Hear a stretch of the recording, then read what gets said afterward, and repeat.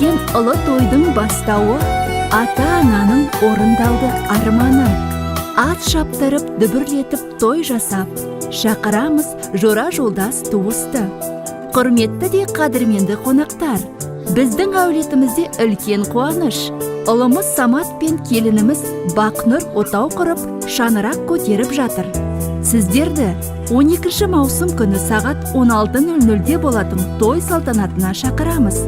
Шаттыққа жайылған ақ дастарханымыздың қадірлі қонағы болыңыздар. Мекен жайымыз Кентау қаласы, Қаратау Тәжі тойханасы.